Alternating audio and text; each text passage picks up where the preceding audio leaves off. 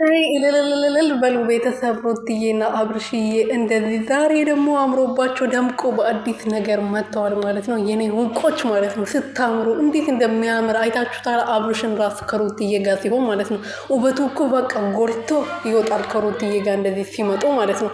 ከዛች ኤርሜላ የምትባለው እንግዲህ ምን ልበላት ጆአናም ነገር ከሷ ጋር ሲመጣ ምንም አያምርበትም።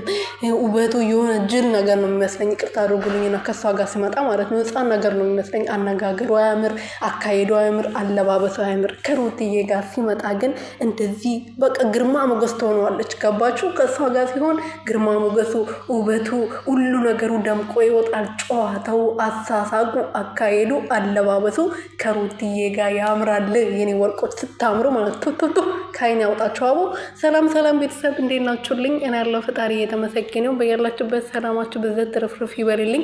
የኔ ውድና ወርቅ የሆናችሁ ቤተሰቦቼ ማለት ነው። ሩትዬና አብርሽዬ ደግሞ ዛሬ እንደዚህ በአዲስ ነገር መጥተዋል ማለት ነው። ማታ አዲስ ነገር አለ። እኔ ሩትዬን ይቅርታ እጠይቃታለሁ። ከዚህ በኋላ አላጠፋም፣ ከማንም ጋር አልገኝም።